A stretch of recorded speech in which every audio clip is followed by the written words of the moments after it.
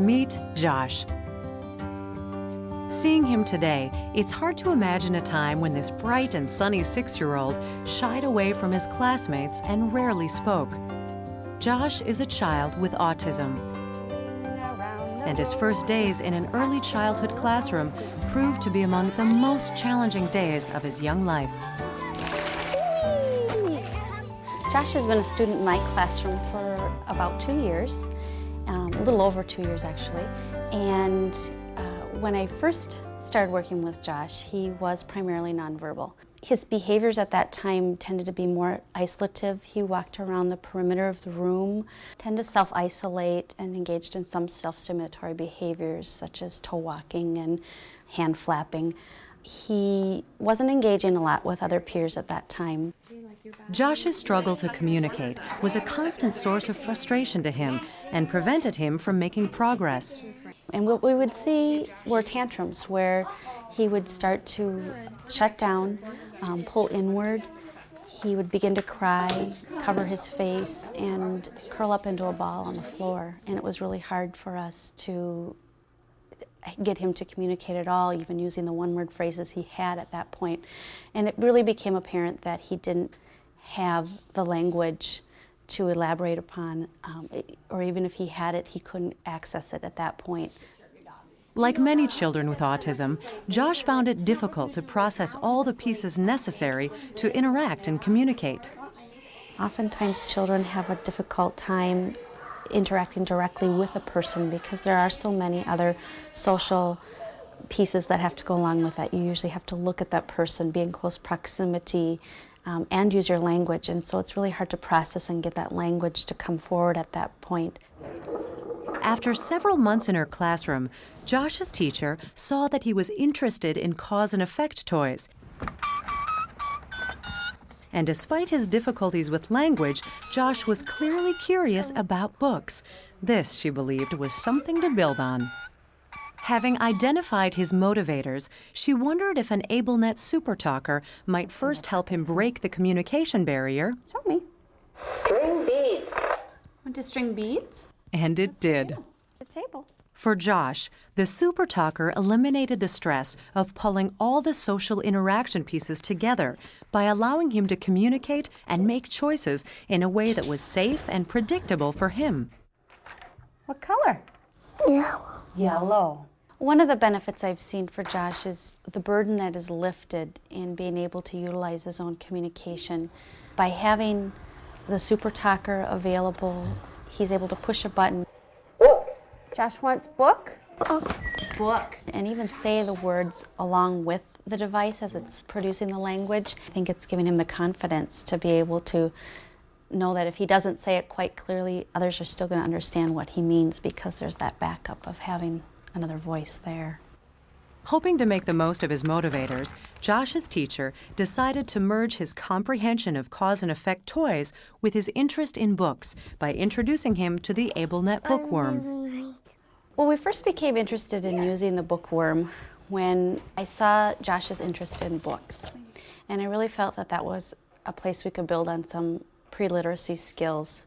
With a child with autism, I'm always looking for things that are motivating for the child.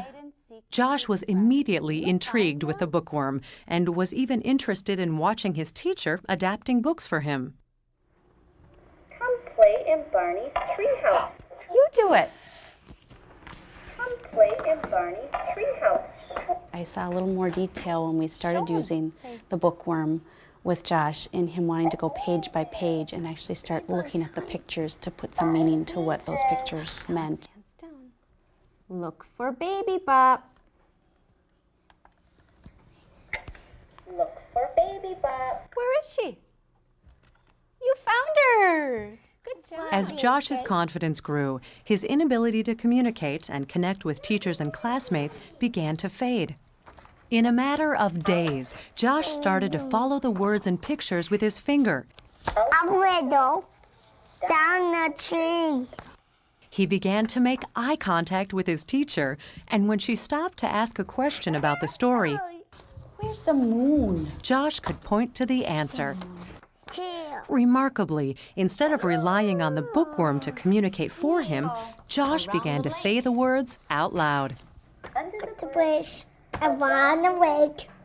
It's really rock. Where's rocks? There's the rocks. Josh's teachers credit his progress to the unique features of the bookworm. What do you want? Oh, doggies. You want doggies. Because virtually any book can be used with a bookworm, children are less likely to become fixated on one particular story or on the device itself.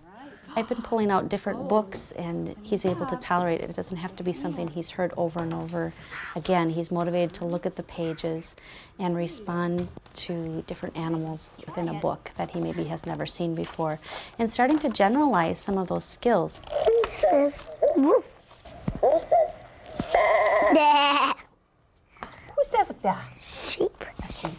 You know, the cow in one book says moo, but the real picture of a cow in this book says moo too, and he's crossing that over a little bit, and that's really nice to see. For the parent of a child with autism, the true test of progress is measured after school. Before the bookworm, Josh, he would just use a word or two, and now he is telling me what he doesn't like and what he wants. So now I can understand what he's saying to me. It's been more than 2 years since Josh waved goodbye to his mom and started preschool. Today, the shy young man who was once referred to as primarily nonverbal has a new favorite activity, reading to his teachers and classmates without the aid of the bookworm. Busy night. Up a window, down the tree, over a wall. At AbleNet, we're dedicated to making a difference in the lives of people with disabilities. Oh my goodness! What is it, Alex? There's an owl. By creating products and ideas that make teaching students with disabilities easy, fun, and fulfilling. But above all else, we're dedicated to giving parents and children something to believe in. I'm proud of Josh, how he's come a long way, and I see great things for him in his future.